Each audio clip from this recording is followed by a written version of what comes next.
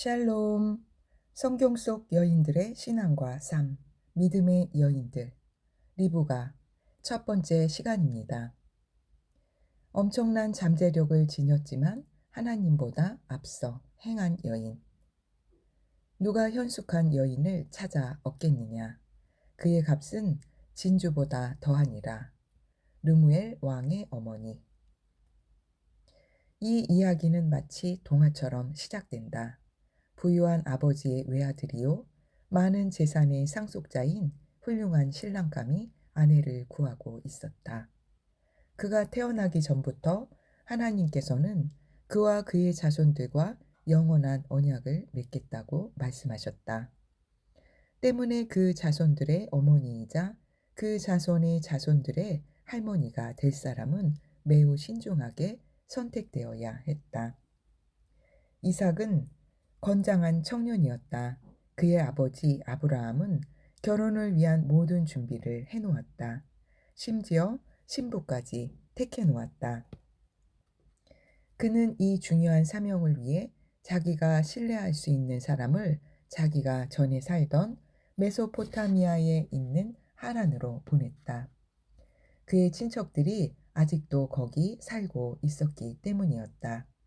그는 친척 중에서 며느리감을 찾는 것이 화목한 혼인을 위한 가장 좋은 보증이 될 거라 생각했다.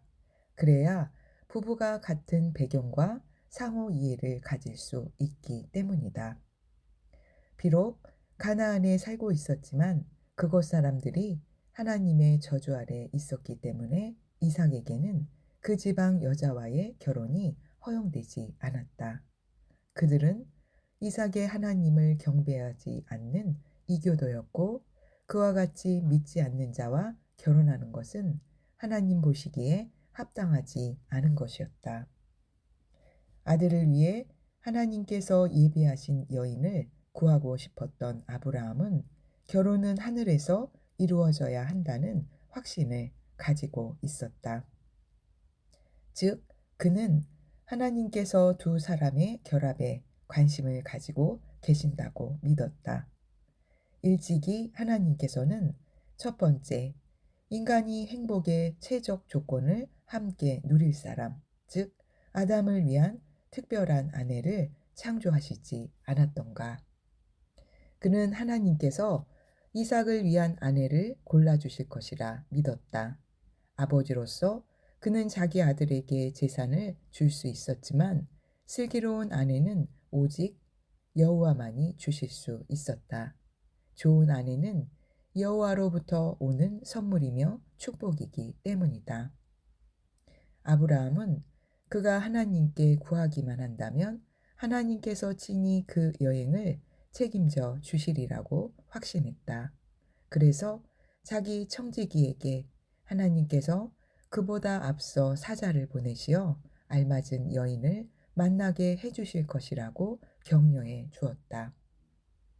약 900km를 여행한 엘리에셀은 아브라함의 동생 나홀이 살고 있는 하란에 도착했다.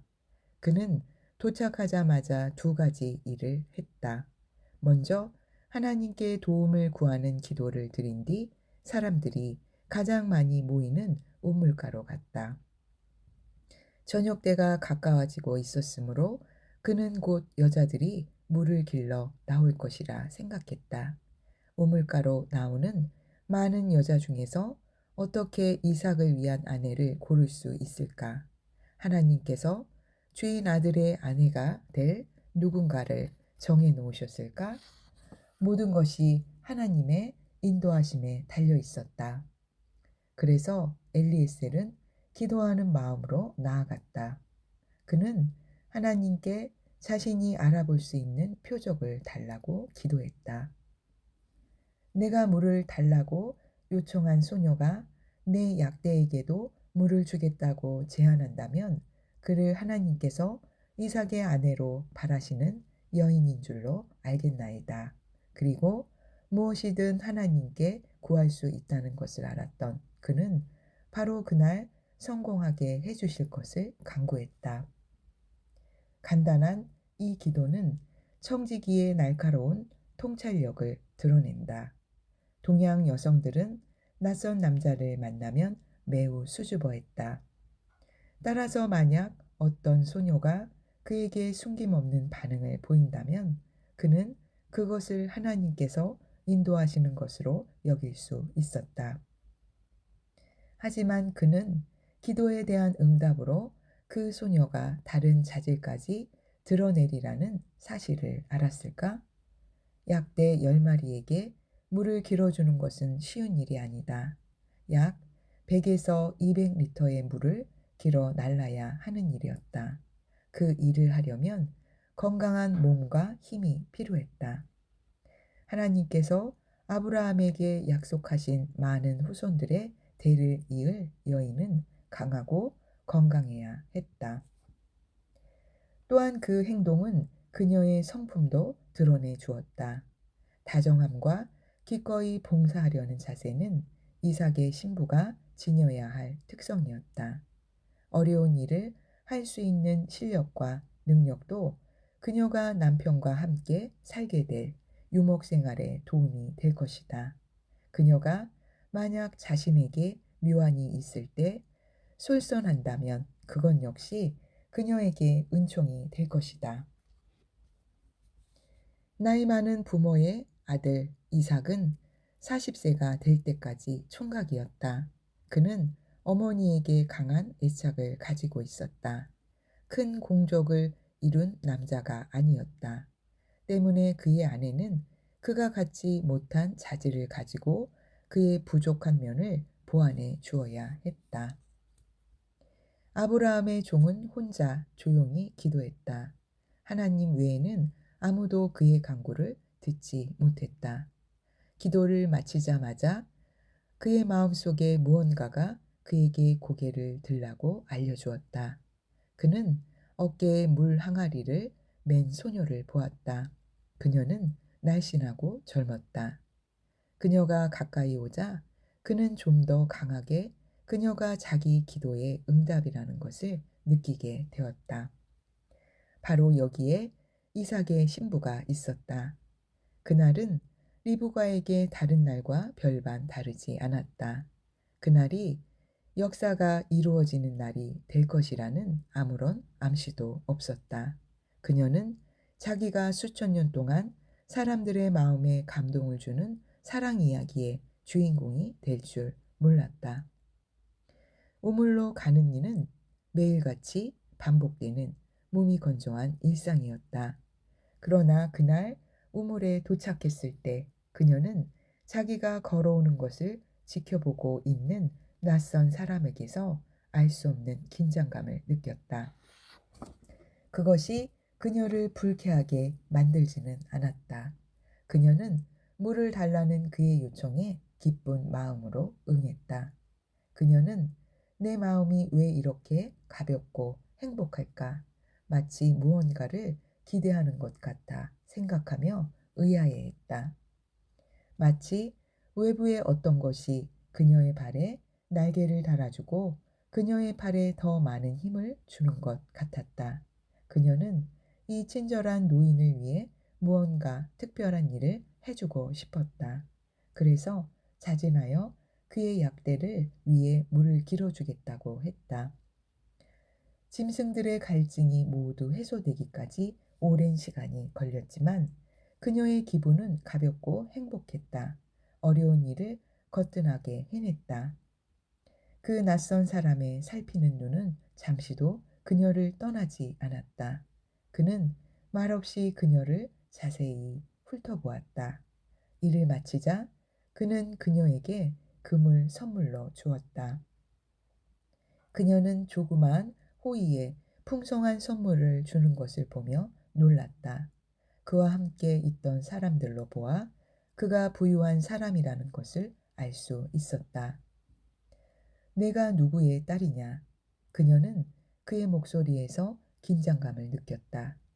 나는 밀가가 나홀에게서 낳은 아들 부두엘의 딸입니다. 라고 대답했을 때 그는 머리를 숙이고 하나님을 찬양했다. 그가 기도할 때 그녀는 그녀가 잘 알고 있는 훌륭한 어른 아브라함의 이름을 말하는 것을 들었다. 그리고 이 경건한 사람이 그녀의 가족을 만나기 위해 특별히 이 긴 여행을 했다는 사실을 가족들에게 알리기 위해 집으로 뛰어갔다. 그날 밤 부두엘의 집안 사람들은 흥분하며 아무도 잠을 자지 못했다. 그들은 그 사람의 이야기를 듣고 모두가 한 가지 결론에 이르렀다. 그것은 하나님의 인도하심이었다. 그들은 이삭의 아내를 찾는 것이 어떻게 여호와의 약속에 의존하고 있는지 들었다. 이삭의 출생과 삶이 곧 하나님의 약속이 이루어졌다는 증거였듯이 그의 결혼도 하나님의 약속과 연결되어 있었던 것이다. 그러한 약속에 대한 신뢰가 아브라함이 행동하게 된 원인이었다. 아들의 신부를 구하러 엘리에셀을 보내면서 아브라함은 자기의 하나님의 뜻을 행하고 있다는 것과 그의 기도가 반드시 응답되리라는 것을 확신했다. 아브라함과 엘리에셀은 실망하지 않았다. 하나님께서 분명히 그 길을 보여주셨다.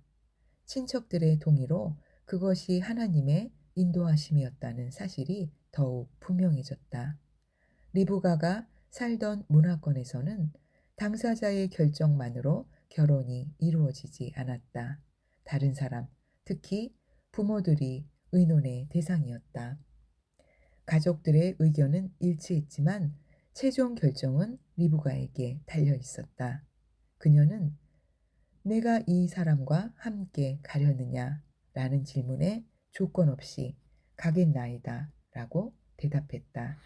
그녀의 대답은 믿음으로 내디딘 위대한 걸음이었다.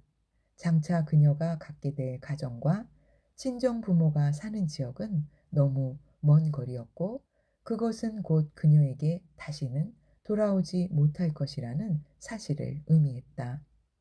어쩌면 그녀는 평생 동안 떨어져 있게 될지 몰랐다. 나홀의 손녀 리브가는 나홀의 형제인 아브라함과 똑같은 분량의 믿음을 보였다. 하나님의 뜻을 알았을 때 그녀는 아브라함이 그랬던 것처럼 무조건 순종했다. 장래의 남편이 무엇을 요구하든 그녀는 그 삶에 맞출 준비를 갖추고 있었다. 이삭과 리브가는 들에서 처음 만났다. 이삭은 장막의 답답함을 견딜 수 없었다.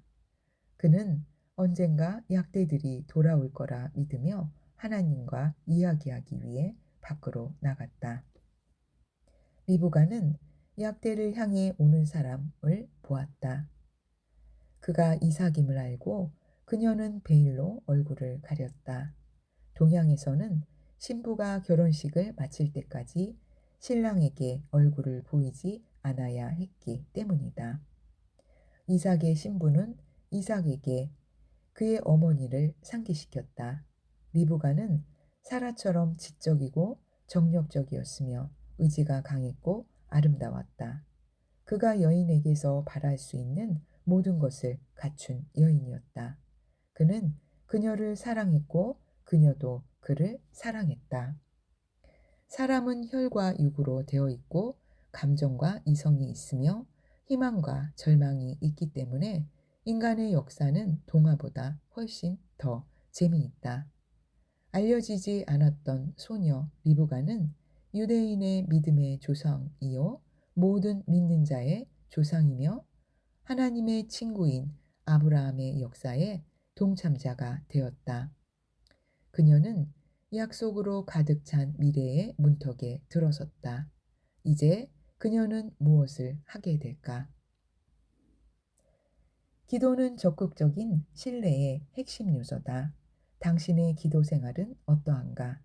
더 나은 기도 생활을 위해 이번 주에 할 수 있는 일 한 가지는 무엇인가? 엄청난 잠재력을 지녔지만 하나님보다 앞서 행한 여인 리브가 할렐루야 여호와여 내 입 앞에 파수꾼을 세우시고 내 입술의 문을 지키소서. 시편 141편 3절. 오늘도 주님과 동행하는 하루 되십시오. 아멘.